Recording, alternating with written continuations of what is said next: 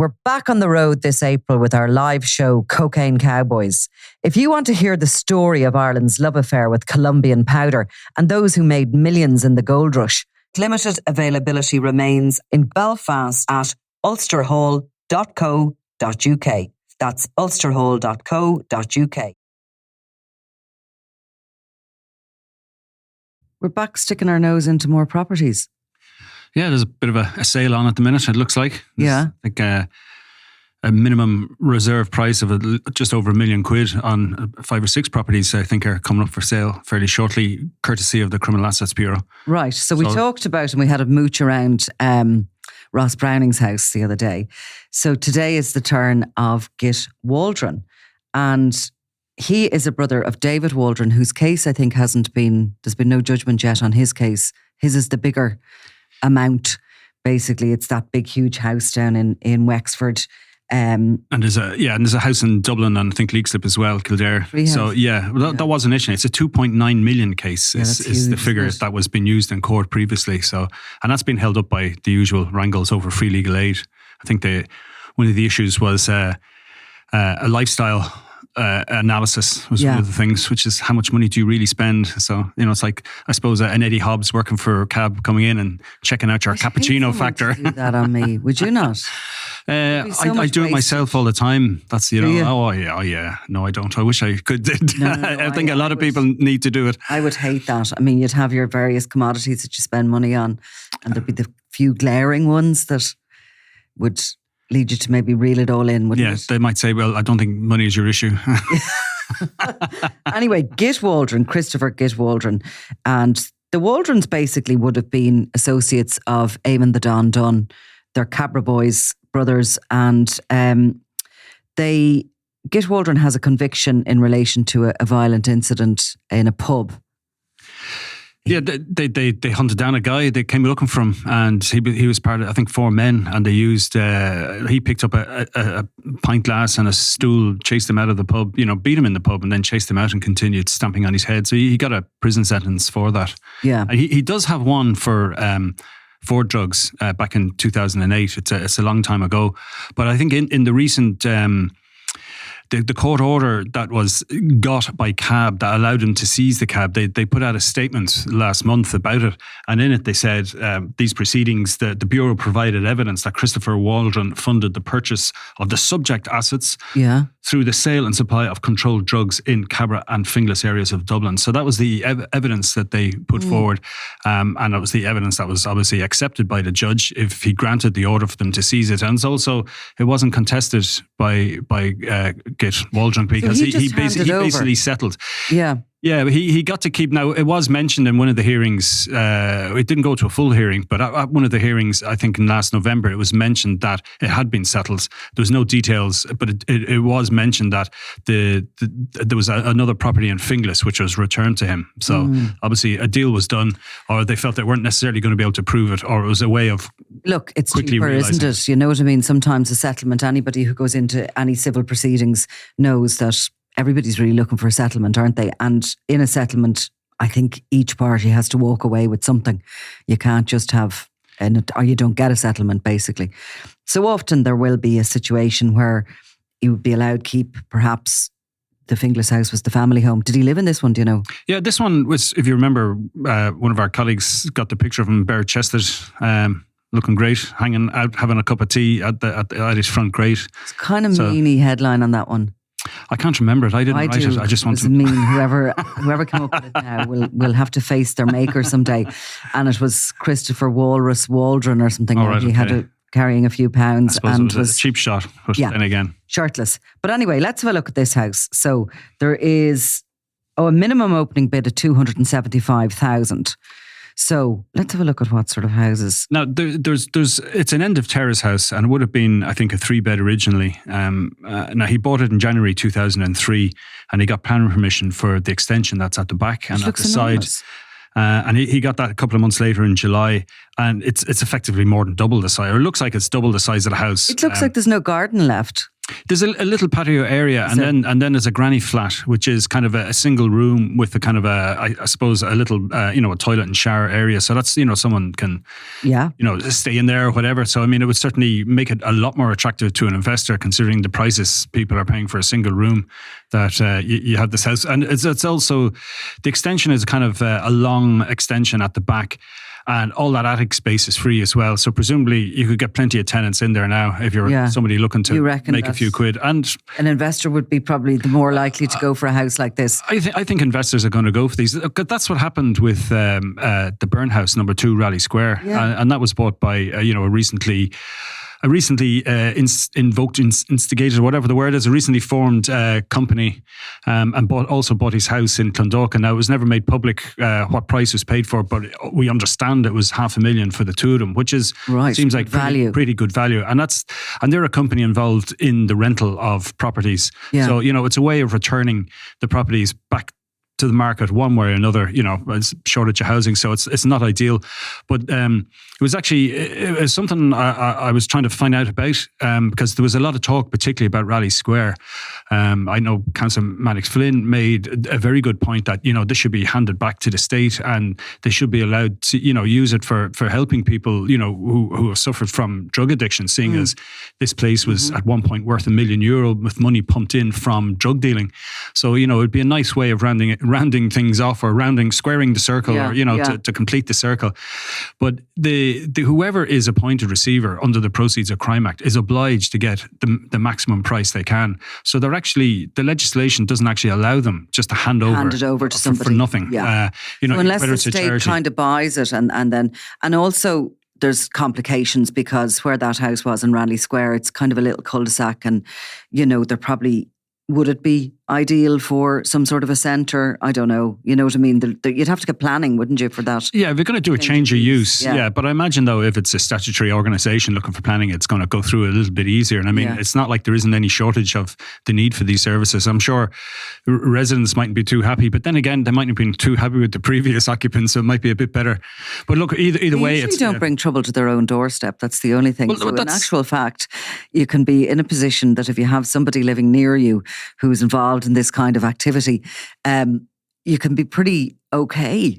You can be, unless you want to sell your own house and move somewhere else, and you probably find it's unmarketable so long as do you think somebody like a family, do you think these kind of houses, knowing that Christopher Git Waldron, with his background, with his history, with his position, as the Criminal Assets Bureau have said, in the drugs underworld, that might put off a couple of buyers, would it? Private buyers, I mean. I think it might. People be afraid that he'd come back and knock on the door, which that's unlikely to happen anyway. But look, it's a question that a few people have asked me, saying are people frightened or worried about it? And I was trying to look into it, and there hasn't actually been any issues with previous properties that have been sold.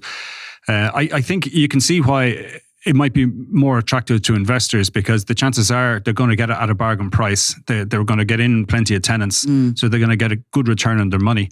I mean, while Waldron's house is in good condition, and Ross Browning's house and the lodge that his mother was living in are all in excellent condition and finished to a high standard. I mean, Waldron's house was estimated $430,000, and if you consider that houses in the area, a similar house in the area went for 344.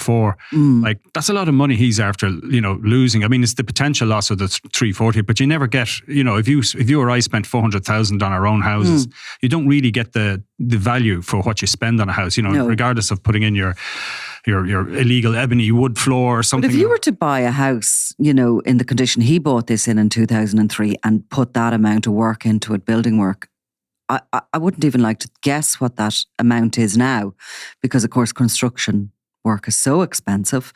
I mean, you can just see the finish in this house, that, in the areas that have been finished. I mean, beautiful fitted kitchens, beautiful fitted bathrooms, marble tiling, bespoke. I was showing this to furniture. A plumber friend of mine who specialises in bathrooms, and I showed him the picture from Ross Browning and Git Waldron's, and he said 2003. And I said, what do you mean 2003? He says, those tiles, they were popular in 2003. Oh, really? And he's spot on. That's exactly when the houses were done up. And the tiles he's talking about are kind of like white marble with splashes of sort of a cement colour through them, as if it's watermarking on the walls. Yeah, I mean, nowadays everybody's going for these giant tiles. Imagine we're talking about this in Crime World. I know, yeah. There you go.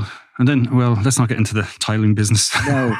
But look, in the end of the day, it would be a fabulous buy for an investor. And I mean, you're talking turnkey there, really, with that house. It's going to sell, isn't it? I think it is. And I mean, it's in a sought after area. I mean, Killala Road in Cabra, there's a lot of people would love to get in there. And there's plenty of investors who would like to get in there. They'll, I don't know what they'd rent for, probably $2,500 a month or something, or around that, I'd imagine. Probably even get a bit more if you're using the granny flat separately. And this is the same auctioneer that's selling Ross Browning's house. Yeah.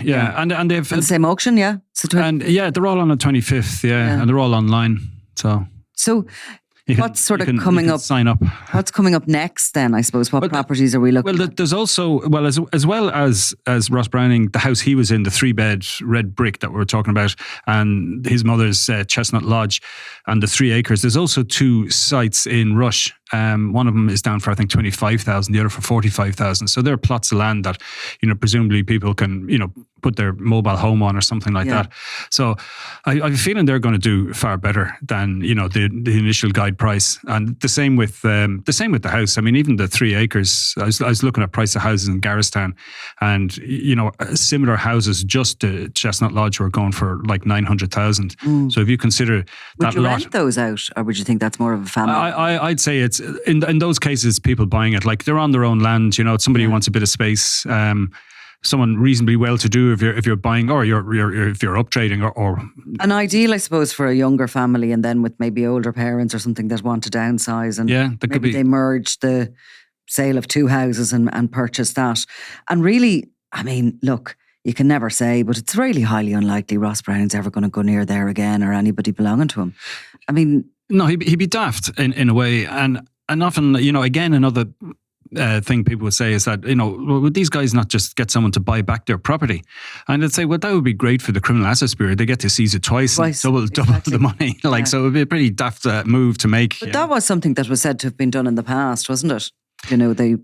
If no one else, yeah. And there was cases where, Liam Byrne's house in Clondalkin that was burnt out. I mean, that was an attempt really to deny, anything of value to CAB. And there was, since then, there was a couple, there was specific undertakings then sought by CAB against other people saying, look, we undertake not to make any damage. And of course, sometimes they'd get snotty about that. So, well, why would I wreck the house where I'm living and all this kind of stuff, So there is that. There is that aspect where there was one time, if we can't have it, neither can you. But I think now it's that hasn't happened in the more recent cases. Well, I think a lot of the time, I mean, even there was some of the burglary gang, there was one of the walls at a house in Newbridge that was seized, and that hasn't come on the market yet. But again, it's a lovely cottage that was done up, and there's a rental income from it, and it's still being rented out. So presumably the Criminal Assets Bureau are currently the landlords, and sometimes they'll take their time selling it. For a fade factor? Sometimes, yeah, I think there is an element to that. And then other times it's just a matter of getting through, the conveyancing and just any legal issues surrounding any transfer of property. So say, for example, you rattled along. Is this an online auction? We'll have to go if it is. It's an online, and you can watch. There's a watch button. Okay. Yeah, I didn't want to say that because in case it's overloaded and we can't watch. We'll definitely do that. But... would a buyer be entitled to know the background of a house, or is it up to you to No, it's buyer beware. And I mean, there's a clear, even in terms of, say, there's a standard warning, it's up to the purchaser to ensure that the measurements and, and the description of the property meets what they think it is. So, I mean, you do have to go and look at the property. So, I mean, you're going to say, well, why is it up for sale? What happened here? Or, I mean, maybe an investor doesn't bother. Yeah, but maybe not. A cautious buyer would probably do their own background check anyway. So, but maybe we are doing a public service. Maybe, yeah, and I know that within CAB, I think there might be certain individuals might be a little uneasy about publicity surrounding the sales on the basis that it might, affect what the eventual price they get. But I mean, in the long run, their job is to deny. Is to deny the assets to the criminal gangs, to deny them getting the profit, and whether or not they get the state gets the full market allowance, the next time it's sold on, it will go for, somebody will benefit out of it. And I suppose the people buying it are doing some element of public service as well. Like, they're moving it on, getting it back into the housing system, not being left there empty. Yeah, for sure. What happened to his Rolex watch, Git Waldron? There was 7 of them, and they went for 72,000. That was that big sale of watches by a different auctioneer last December, I think it was. Yeah. There was a couple of million quid's worth of watches went up. So he also had, I think it was 77,000 in total. So I think there was about $5,000 in cash as well, as the 72,000 for the watches. Feels like if you were buying a watch, you'd have less of a chance of Git Waldron ever seeing it on your wrist, I know, yeah, but I presume that these watches, if they're bought a lot of the time by collectors, that, they're only going to go for them if they're still in their box and still have their documents with them, so that, they appreciate in value. I don't think if you're going to spend $8,000 on a watch, some people, I'm sure, will go out wearing them on special occasions, but I think a lot of people are just going to keep them in a box, in a safe, as an investment, and they are a good investment. And for people in the same game as Git Waldron and his brother, sometimes having a $10,000 or an $8,000 watch is a handy way of bringing $8,000 or $10,000 to someone in a different jurisdiction. This doesn't sound like a lot, but it can swing the deal if you hand over the nice watch to somebody at the end of the conversation. So they're sought after. When is the judgment expected in the David Waldron case? Because obviously that house, Darv View, I think it's called, in Wexford, is going to be the big prize in that one. Yeah, absolutely. Yeah, I mean it's quite the special property. All right, you probably know it better than I do. I've rattled around it a bit. I wasn't invited in or anything, but I have gone down and had a good look at it, and yeah, it's really, really attractive. It was designed by an architect, and there was a lot of money spent on it. A lot of money, and it was like, it was sat into the landscape, if you know what I mean, as only an architect can do, because it dropped at the back down sort of into a valley, and then you had the views across the valley, and then there was a sort of a show jumping arena thing as well. They all loved their show jumping arena. Someone pointed out to me, which is fair enough, and I will always take criticism in regards to Ross Browning's indoor arena. You're hardly going to march horses around a concrete floor. I wouldn't think so. Yeah. So that. But then again, I was looking at it thinking there was a concrete floor in that. I said maybe they covered it with something, or I don't know, but I doubt it. Put machinery. I should know more about horses. You should know more. You're a rural dweller. But anyway, that judgment, when that comes back, there could be more properties, and likely if that judgment comes back, that property will kick into next year before it sells. It's some of them have gone quite quickly. Like, I was actually surprised to see how quick Git Waldron's house, went up on the market. I mean, that was pretty rapid. I mean, when you consider that Ross Browning's was seized in June last year and has only come on the market now, and there's others that have been a couple of years and they're sitting empty. And there's more. There's definitely more to come. I mean, like I mentioned, one of the burglary gang people, that their house in Newbridge, that's been seized, and I suppose they have to appoint the receiver and all the rest of it. And there's definitely, sorry, I can't think of them off the top of my head now. There's a bunch of others. Well, of course, there's Mago Gately's house. There's Mago, yeah. If they got that, or they haven't? No, that's gone to hearing. It's and so we're waiting on a judgment on that as well. Like, there's a couple of judgments being waited on at this stage. I suppose they're the two biggest, Gately and David Waldron's. Is there any houses related to the grow houses?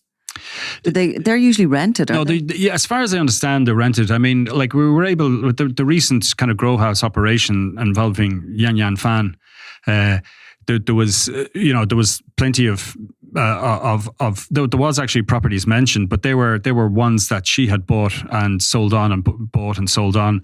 And I think it kind of, I think one of the targets is a flat in the Liberties somewhere, and it's not where she's living. And I think all the property transactions were then kind of used as a money trail. But there was no cannabis growing in properties owned by the gang. As far as I can tell is that the gangs tend to rent these sort of rural farmhouses where there's nobody looking. Because they use a huge amount of electricity, don't they? Yeah, and it can smell. You know, it's pretty obvious. You don't need to be a sniffer dog to figure out what's going on. Yeah. With some of them, and they're also in danger of catching fire as well, which is a reason not to use your own property. Because of all the lamps, the heat lamps, and and if. Presumably, you don't necessarily have the best quality of people who are left there. I mean, we certainly have seen in the past where people involved in cannabis grow houses, that the gardeners who are left there are usually pretty much indentured workers, if not out and right slaves who've been, pretty much coerced into doing that job. So they mightn't necessarily have their heart in it. And they have gone on fire in the past. So I mean, it's as I said, it's a reason not to use your own property. But they have to cover the windows as well, and. What was that guy's name? The fellow who was actually stealing from the National Grid, Clinton. Anyway, he was caught with cannabis up in the Dublin Mountains, but he was running this grow house down in rural west of Ireland somewhere. Had set up a beehive sanctuary on an island. It was a peculiar story. He was the guy who had all the Bitcoin. And and they lost the password. You couldn't find it in the fishing rod and all the rest of it. A modern day version of the treasure hunt, isn't it? But I was down at that house that he had rented, and he was growing. He was a really successful horticulturist who actually went to Loughlin House and studied horticulture. Just to really get good at it. Just to get even better at it. He's out and about now, and God knows what he's doing. I just think he's a fascinating story. I'd love him. We'll have to come back to grow houses, because it's a huge industry, and it takes a lot of capital investment. So it's only kind of serious organised crime gangs that are into actual grow houses, and the amount of money they can make is staggering. But this place was out the country road from a village and up a kind of a laneway, so you wouldn't see it necessarily from the house. But actually, when you're looking at it, you're going, how did nobody cop that looks a bit odd? Sort of nearly tinfoil on the windows, and no daylight going into it. And obviously he had, I think, he had hooked up some bogey electricity thing to get the electricity. But otherwise, if it was a normal house, I mean, the electricity bills would be phenomenal. And that's usually how they're caught is because it's kind of the drain on electricity, or if they don't bypass electricity, the extra use is flagged up straight away as an abnormal use. They usually presume something's wrong with your meter if you're using that much electricity. And there have been cases where people haven't bothered; they've just gone through the meter. And the landlords have often gone in and found their houses an absolute wreck after. Yeah. I think it needs to talk about refurbishment. Well, listen, we'll have a look at the auction, and so everybody else doesn't need to. Yes. Stay away. We'll do a live blog. We'll look after that. Okay, Eamon, thanks a million. You're welcome, Nicola. I'm Nicola Tallant, and you're watching Crime World, a podcast about criminals, drugs and the underworld in Ireland and across the globe. Make sure you subscribe to our channel and turn on notifications so you can be the first to watch all our latest episodes. You can also listen wherever you get your podcasts.